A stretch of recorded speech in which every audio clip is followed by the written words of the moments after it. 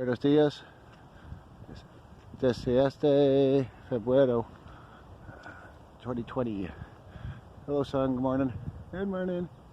You sound like some of the other people. Yeah, I know. You only have so many voices. Well, this voice would like to say, for this sun, like we talked about, are we really ready for this early in the morning? It's not that early. Yeah, you're right, but it kind of feels that way. Woke up late today. Trouble sleeping, purposely just up studying, working, writing, doing those good things.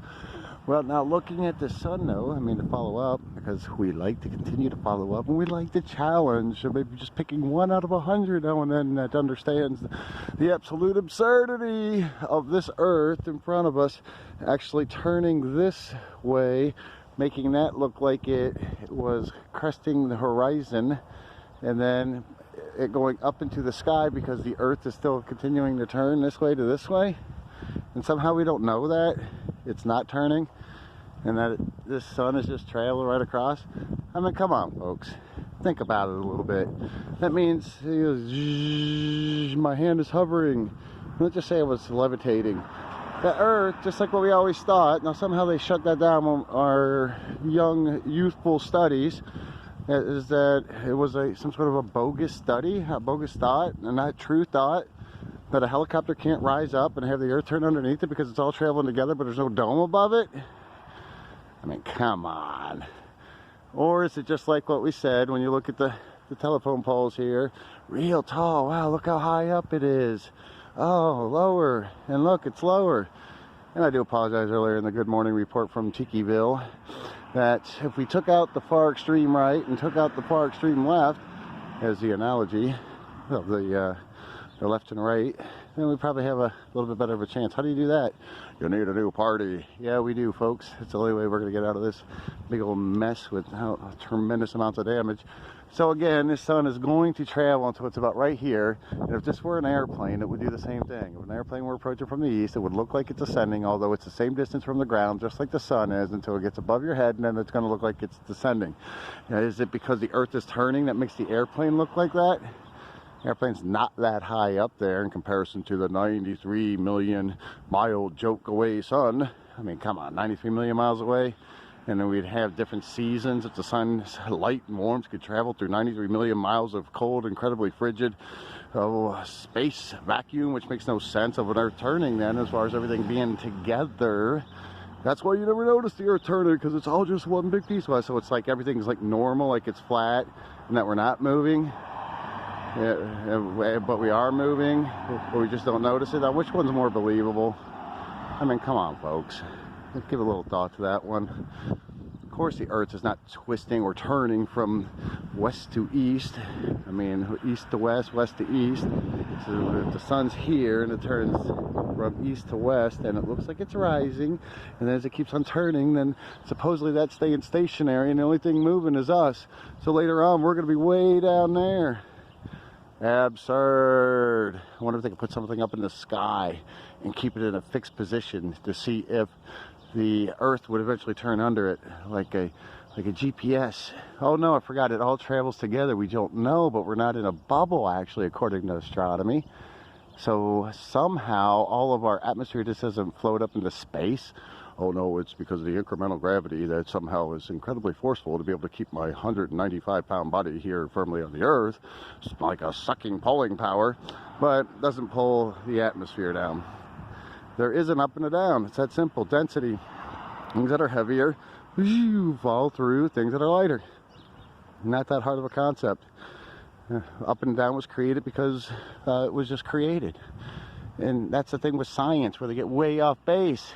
As these madmen feel like they need to give us explanations that are complete lies and wild, made-up, imaginary stories and theories, not based on any kind of fact whatsoever. Realize we've only gone like 12 miles or so underground. Yet again, I think, what is it?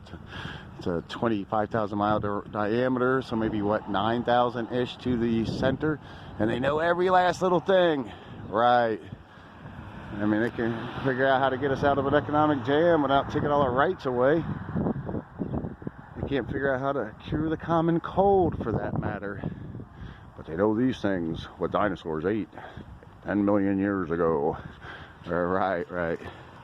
or can't figure out what happened 200 years ago, you know, 2 million or 20 million years ago. So yeah, but your bottom dollar says the same thing that the planes are doing, and same thing, it's just a perspective. This is traveling. This is traveling. As it travels above us, then as we look off to the right, because it is far away, this happens with objects that are farther away, it will appear to be shorter and shorter in the sky until it disappears. Like I hope our political system does. And a new one is put back into place that preserves the best of the best of the past and fixes up the past. Now, it would be really as simple. Like true diplomacy does work regardless of the fanaticism that we get on our emotional needs watching TV, that we have to have split-second decisions.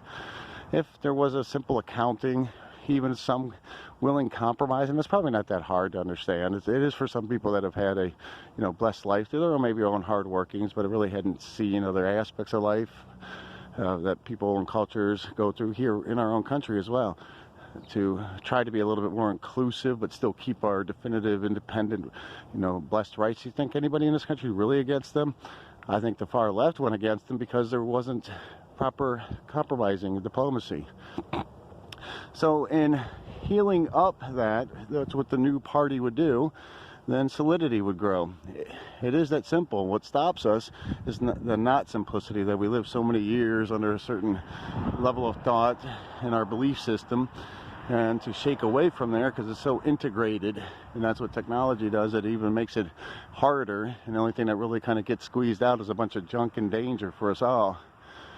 And that means that it's the time for massive alterations in our mentality to get back to a normalcy that we demonstrate regularly in our normal lives.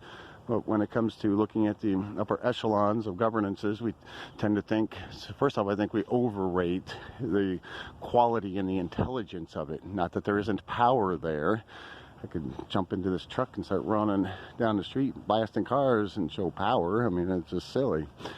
Power is using strength in the proper way to achieve and attain and maintain as much independent liberty and freedom as we can. That then is catering to pretty much most human souls and their wishes. And although many Americans may think that it was just solely an American idea to embed those into a constitution, they were ideas taken off of history that probably extended thousands and thousands of years back. We haven't been the only democratic, you know, independent driven type of a country that protects our freedoms through a Bill of Rights, and maybe letting go a little bit. And unfortunately, some of our excessive advances in the military world have led, especially men's minds, in a way. It's like, oh, look at this new toy. We can ionize the whole sky, and we can make it turn into rain within just a few hours. And that, therefore, then sadly gets kind of picked up as like the cool thing when things are safe and the weapons are being used reasonably nobly and within a, you know, decent justification. It's okay. But glorifying the military and its equipment, it being used improperly, does nothing but hurt us as a whole. People are tired of war. They don't want it anymore. I don't think hardly anybody really ever did.